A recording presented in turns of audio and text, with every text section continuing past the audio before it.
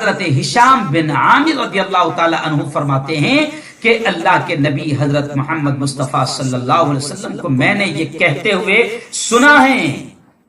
کہ آدم سے لے کر قیامت تک،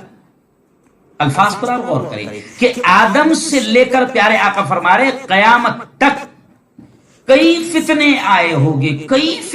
ہوگے، لیکن اللہ کے نبی صلی اللہ علیہ وسلم نے فرمایا کہ دجال سے بڑا کوئی فتنہ نہیں ہوگا۔ قیامت کی ڈھیر ساری نشانیاں ہیں جو کبھی کبھی آپ نے سنا ہوگا کہ بہت ساری نشانیاں پوری ہو چکی ہے، تو قیامت کی بہت ساری نشانیاں ہیں، لیکن احادیث پاک میں ملتا ہے کہ قیامت کی جو 10 بڑی بڑی نشانیاں ہیں، جیسے حضرت امام مہدی کا آنا، حضرت عیسیٰ کا آنا، یاجوج و ماجوج کا نکلنا، سورج کا مشرق کے بجائے مغرب سے نکلنا، یہ بہت بڑی بڑی نشانیاں ہیں، لیکن احادیث کے خلاصوں میں ملتا ہے کہ قیامت کی 10 بڑی نشانیوں میں سب سے پہلی بڑی نشانی خروج دجال ہے، ظہور دجال ہے، یعنی دجال کا نکلنا ہے، دجال کا ظاہر ہونا ہے، بڑی نشانیوں میں سے پہلی نشانی جی۔ اور دجال کے تعلق سے جب میں پڑھ رہا تھا تو علماء کرام کی بیانات بھی جب سن رہا تھا تو علماء کرام نے کہا کہ دجال کے آنے کا انتظار یہودی بڑی شدت سے کر رہے ہیں، بڑی شدت سے کر رہے ہیں، سینکڑوں سال سے کر رہے ہیں، کیونکہ یہودیوں کی کتاب میں یہ لکھا ہے کہ دجال یہودیوں کا مسیحا، یہودیوں کا محافظ، یوں سمجھیے کہ یہودیوں کو بچانے والا یا یہودیوں کو پوری دنیا میں غالب کرنے کے لیے دجال آئے گا۔ تو یہودیوں کا معاملہ یہ ہے کہ وہ دجال کا انتظار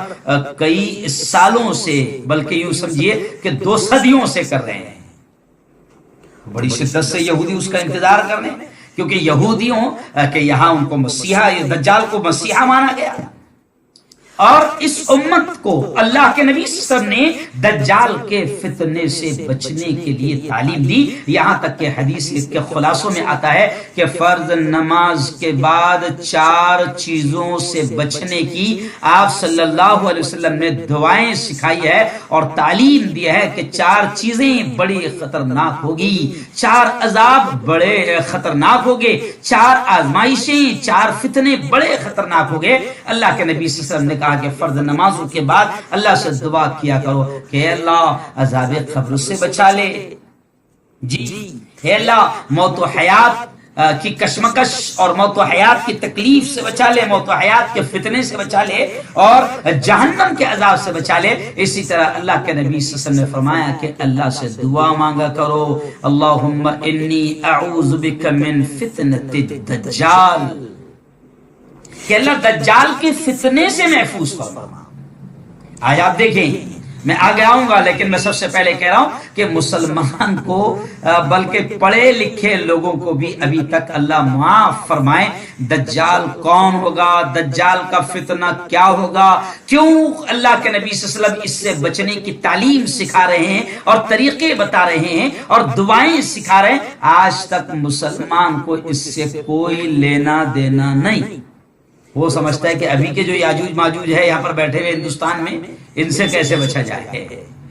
جی ابھی کے جو رنگا بلّا ہے ان سے کیسے بچا جائے، یا ابھی کا جو دجال ہے، بہت سارے لوگ عجیب ہے، دجال الگ الگ چیزوں کو سمجھتے ہیں۔ کوئی کہتا ہے کہ ڈونلڈ ٹرمپ دجال تو نہیں ہے،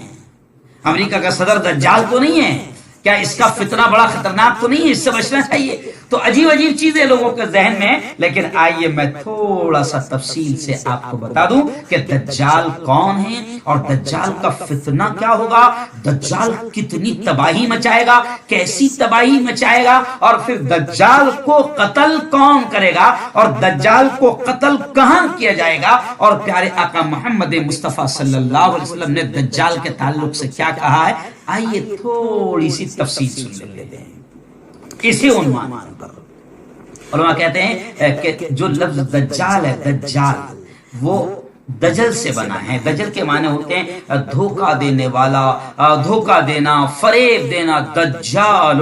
بروزن فعال عربی گرامر کے اعتبار سے کہ بہت ہی زیادہ فریب دینے والا، بہت ہی زیادہ دھوکہ دینے والا. تو روایتوں میں آتا ہے کہ دجال سے بڑا فریبی اور دھوکہ دینے والا مخلوق میں انسانوں کے درمیان کوئی ابھی تک آیا ہی نہیں ہے. سب سے خطرناک دھوکہ دجال دے گا.